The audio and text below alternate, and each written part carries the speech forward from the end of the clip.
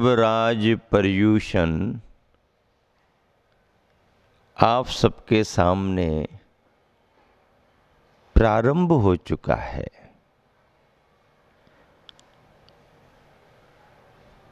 साल भर से आप प्रतीक्षा कर रहे थे,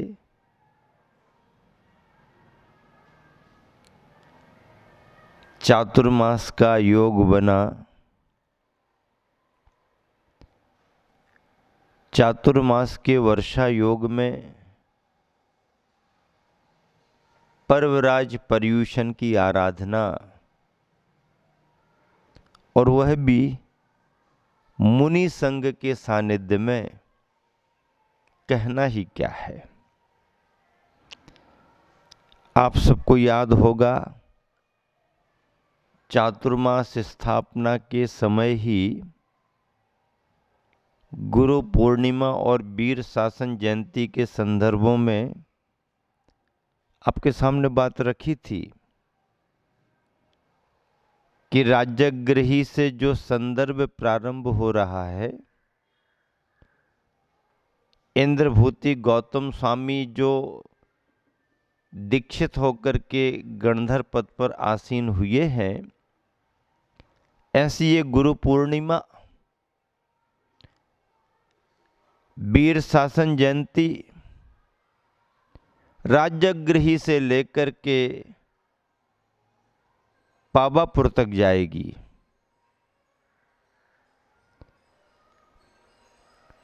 पहला पर्यूषण महावीर भगवान के समय में ये चातुर्मास का ही पर्यूषण पड़ा।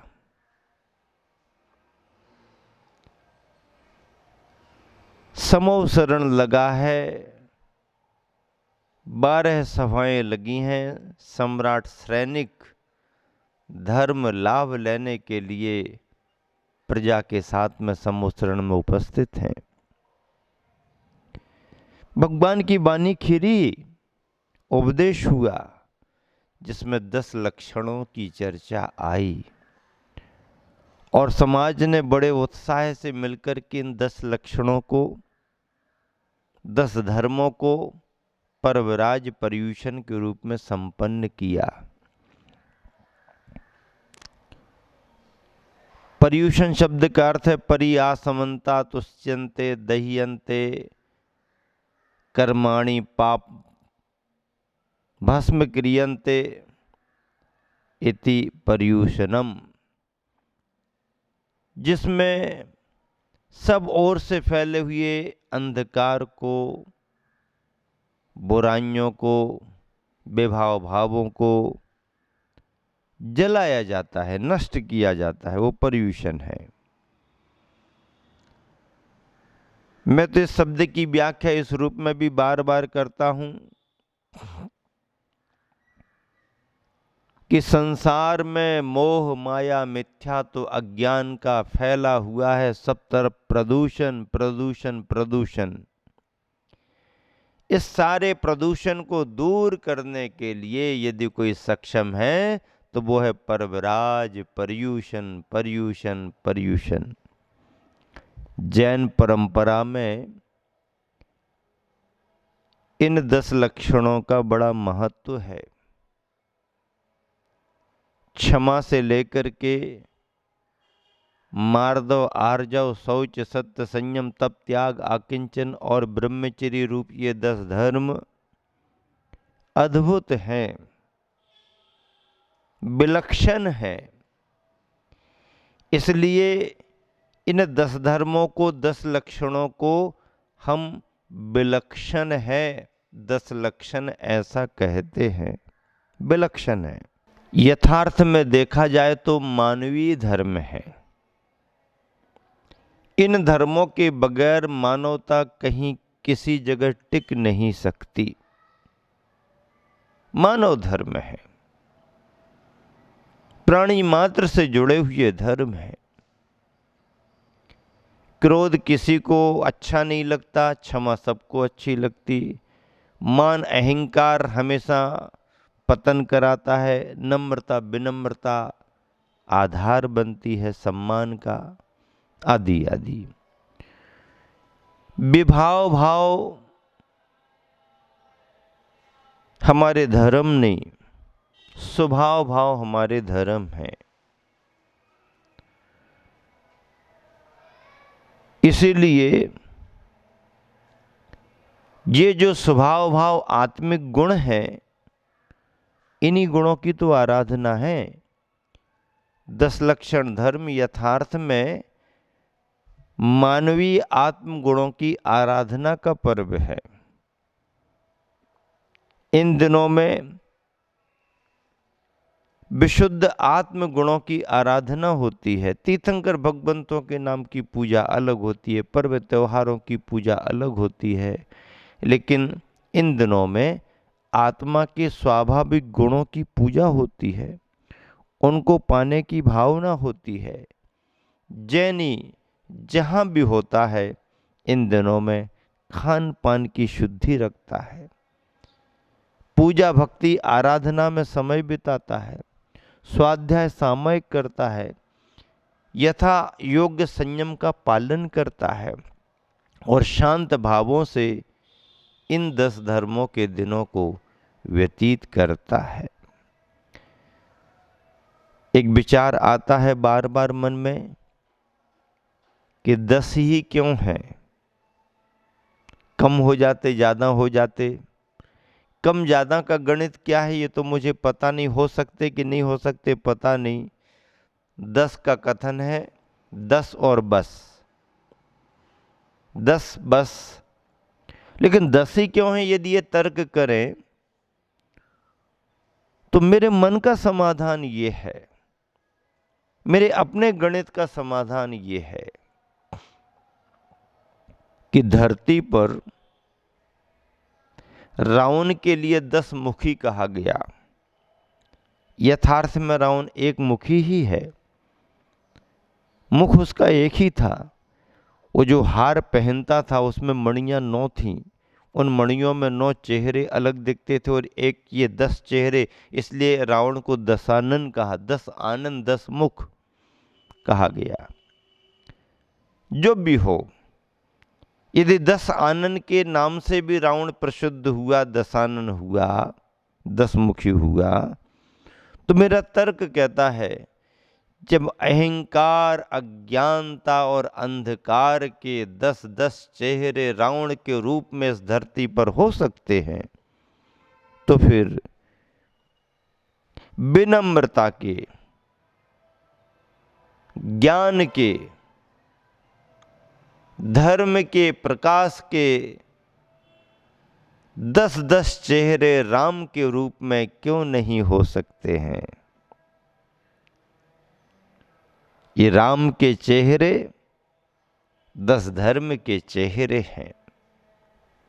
इसलिए अधर्म, अन्याय और अनीति के 10 चेहरे यदि धरा पर हैं, तो न्याय, नीति और धर्म के 10 चेहरे भी राम के रूप में इस धरा पर हैं।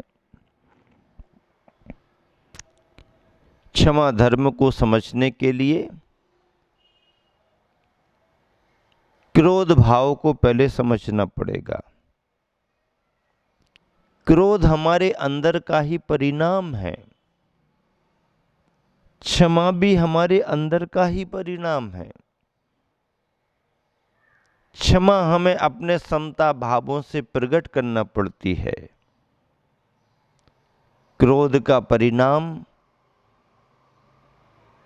बाहर से कोई भी निमित्त बन जाता है। परिभाषा क्रोध की आचार्यों ने ये दी है कि क्रोध के कारण मिलने पर भी जिन कारणों को पाकर के व्यक्ति के अंदर क्षुब्धता आती है, क्रोध आ जाता है, मन अशांत होने लगता है, मन आवेश में आ जाता है, ऐसे क्रोध के कारण मिलने पर भी व्यक्ति अपने चित्त को विचलित ना होने दे, अपने को संभाल करके रखे, अपने पर काबू रखे, नियंत्रण रखे, कठिन है। कोई कारण नहीं मिले तो आदमी शांत रह सकता है, उसके मनोनुकूल कार्य होते रहें, उसकी अनुकूलता से काम होते रहें, तो व्यक्ति बहुत शांति महसूस कर सकता है। लेकिन प्रतिकूल कारण मिल जाएं, हम कुछ चाह रहे हों और कुछ हो जाए, दूसरा बाधा डाल दे, व्यवधान डाल दे, अशांति के कारण उपलब्ध करा दे, तो ऐसे समय में ही परीक्षा होती है। ऐसे समय में ही तुम्हारे आत्मधर्म को परखा जाता है। क्रोध के कारण मिलने पर भी व्यक्ति अपने को शांत रखे, अपने को संभाल ले। मन विचलित हो रहा है,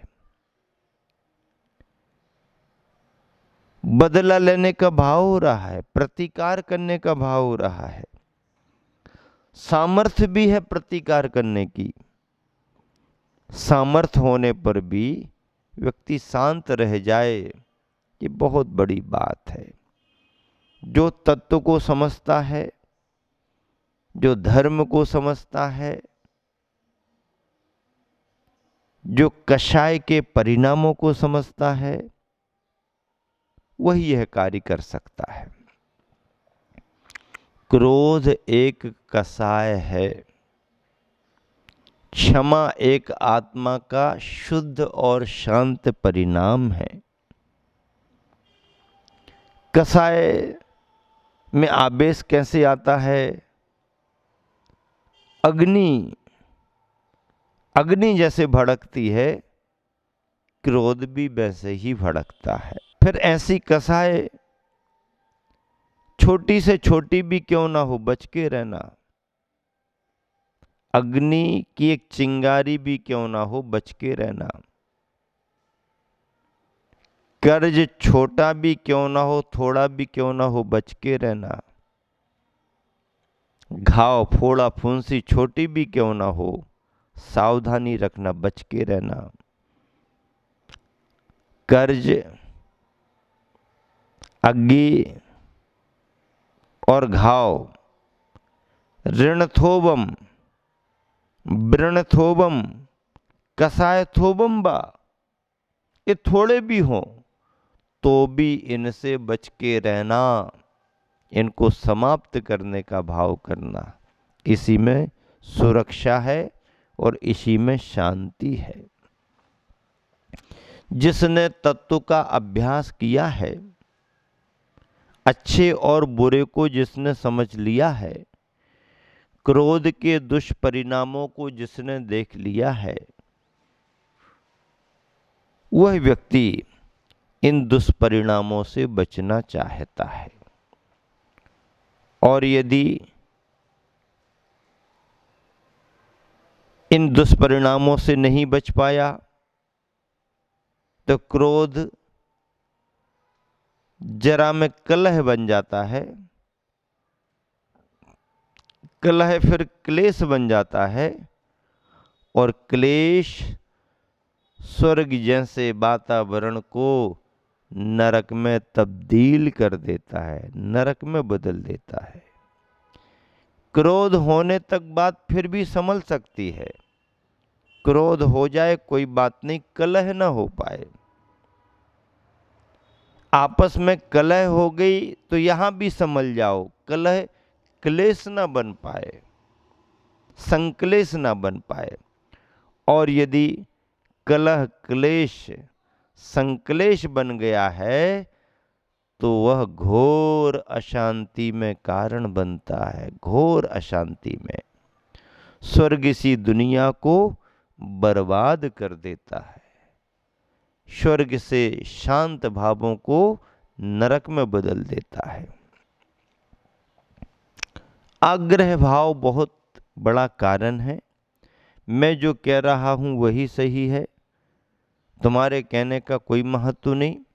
मेरी सुनो, मैं जैसा कहूंगा वैसा होगा, इत्यादि प्रकार से जब व्यक्ति बहुत आग्रही होता है या बहुत अपेक्षाएं पालने लगता है, तब कहीं जाकर के स्थितियां बिगड़ना शुरू होती हैं। समन्वय का रास्ता, मध्य का रास्ता सबसे अच्छा माना गया है। भाई ठीक है, तुम जो कह रहे हो तुम्हारे नज़रिए से ठीक है, लेकिन मेरा भी एक नज़रिया है, उस पर भी आप विचार कर लो। मामला शांत होता है, सामान्य स्थिति बनती है और सामने वाला समझने को तैयार नहीं, हम भी अपनी जिद छोड़ने को तैयार नहीं, तो मामला तूल पकड़ता जाता है, तूल पकड़ता जाता है और कोई भी फिर पीछे हटने को तैयार नहीं, दुष्परिणाम जानते हुए भी पीछे हटने को तैयार नहीं, क्योंकि हठवादिता सबसे बड़ा अधर्म है। हठवादिता सबसे बड़ा बर्बादी का कारण है। एक बार ऐसा हुआ, घर में पिताजी अखबार पढ़ रहे थे, माँ घर का काम कर रही थी, बेटा पास में बैठा ही खिलौने से खेल रहा था।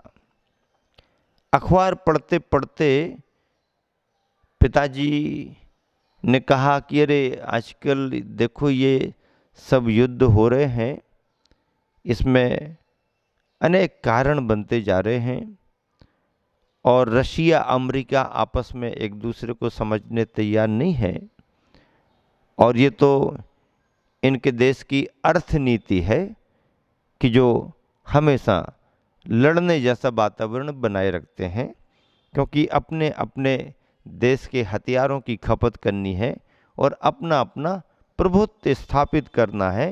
ये तो ये अर्थनीति इनकी है। श्रीमती जी भी आजकल राजनीति में कुछ इंटरेस्ट रखने लगी थी, तो उन्होंने बीच में थोड़ा सा टोकते हुए कहा कि नहीं नहीं, अर्थनीति नहीं है, ये तो दोनों देशों की राजनीति है, अर्थनीति नहीं है, राजनीति है। तो फिर वो कहने लगे नहीं नहीं, ये तो अर्थनीति, वो कहने राजनीति है। सुनते सुनते बच्चा खड़ा हो गया और कहने लगा मुझे समझ में आ गया युद्ध क्यों होते हैं। बात खत्म हो गई, आपको भी समझ में आ गया युद्ध क्यों होते हैं।